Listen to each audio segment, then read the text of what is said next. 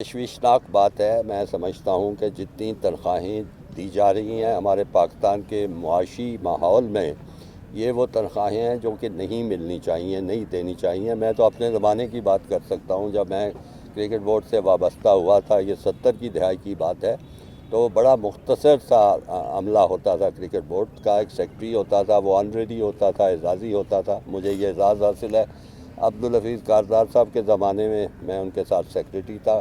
کوئی ایک دھیلے کی نہ کوئی تنخواہ تھی، نہ کوئی معاوضہ تھا، لیکن ایک شوق بہت زیادہ تھا۔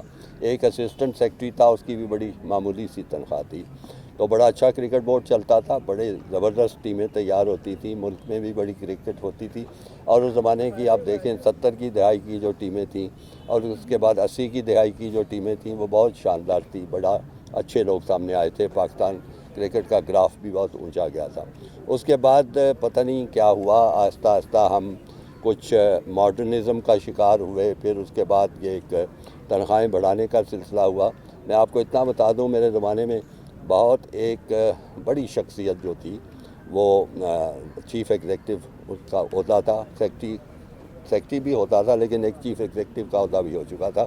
ان کی تنخواہ چونکہ ان کی ذات کا تعلق ہے، میں اس کا ذکر نہیں کرنا چاہوں گا، لاکھوں میں نہیں تھی، وہ ہزاروں میں ہی تھی ہوتی، اور وہ بھی بڑی خوشی سے سارے لوگ کام کرتے تھے۔ اب جو میں تنخواہیں سنتا ہوں، کسی کی 10 لاکھ، کسی کی 15 لاکھ، کسی کی میرا خیال ہے جو موجودہ مینیجنگ ڈائریکٹر ہے اس کی تنخواہ مجھے نہیں پتہ، لیکن کوئی 20-25 لاکھ کے قریب بتائی جاتی ہے۔ آپ میڈیا والے لوگ شاید بہتر جانتے ہوں گے۔ بالکل یہ خوفناک حد تک زیادہ تنخواہیں ہیں۔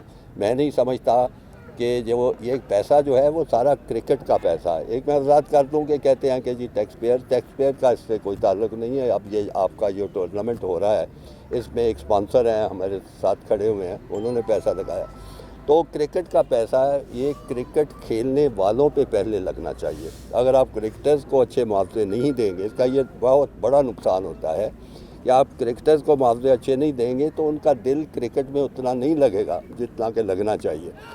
کمائی ان کی ہے، ان کی محنت کی وجہ سے اسپانسر آتے ہیں، ان کی محنت کی وجہ سے گیٹ منی آتا ہے، ان کی وجہ سے وہ اشتہار آتے ہیں، ایڈورٹائزنگ ملتی ہے، تو آپ دے دیتے ہیں اہلکار وہ رکھ کے جن کا نہ کوئی کرکٹ سے تعلق، نہ واسطہ، نہ اس میں کوئی وہ بہتری لا سکتے ہیں۔ تو میں تو اس کے بڑا سخت مخالف ہوں۔ میں سمجھتا ہوں کہ بڑی زیادہ شدید ضرورت ہے ڈاؤن سائزنگ کی، یعنی کرکٹ بورڈ میں جو سٹاف ہے اس کو جتنا کم سے کم کیا جائے، اور ان کی تنخواہیں معقول تنخواہیں ہونی چاہیے۔ یہ 20 لاکھ اور 15 لاکھ والی تو کوئی بات ہی نہیں ہے۔ پہلی سوال کا جواب میں دینا چاہوں گا کہ آپ نے فرمایا کہ ہمارے زمانے میں ادارے ہوتے تھے، محکمانہ ٹیمیں ہوتی تھی، تو حضور بات یہ ہے کہ محکمانہ ٹیمیں لانے والا ہی وہ کرکٹ بورڈ تھا۔ عبدالحفیظ کارزار صاحب لے کے آئے تھے، اور اس پہ بارے میں وہ تفصیلی گفتگو کرتے تھے۔ وہ کہتے تھے کہ جب تک کھلاڑیوں کے تحفظ نہیں ہوگا، ان کی ملازمت کا، ان کو کھانے پینے والے مسائل سے نجات نہیں ملے گی، وہ کرکٹ پہ صحیح توجہ نہیں دے سکیں گے۔ ان کی یہ سوچ تھی، اور اس سوچ کو عملی جامہ پہنانے کے لیے انہوں نے اپنے آئین میں یہ بندوبست کیا کہ ادارے جو تھے، ہزاروں کی ٹیمیں جو تھیں، ان کی جگہ بنائی، اور وہ خود ذاتی طور پہ انہوں نے ہر ادارے سے بات کی، جس میں تمام بینک شامل تھے، جس میں ریلویز تھی، ہماری قومی ایئر لائنز تھی، تو سب کی ٹیمیں بنوائیں، لوگوں کو روزگار ملے، اور اس کا نتیجہ آپ نے دیکھا ہے۔ میرے کہنے کی ضرورت نہیں ہے کہ 70 کی ٹیم کیسی تھی اور 80 کی ٹیم کیسی تھی، وہ ان کی سوچ کا نتیجہ تھا، لوگ بڑے خوش تھے۔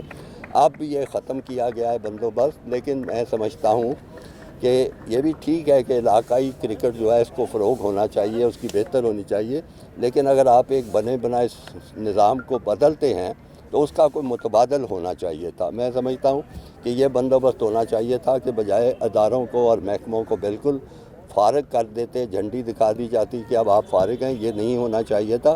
ان کا مختلف علاقائی تنظیموں کے ساتھ ایک رابطہ کرا کے بطور سپانسر یا ان کے انتظام میں کوئی دخل دے کے، تو وہ بڑی خوشی سے رہ جاتے۔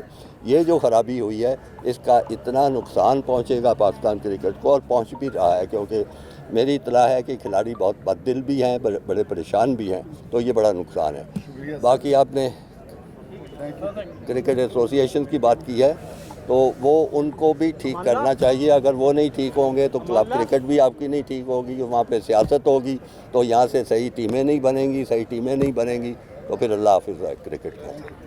Thank you. Thank you.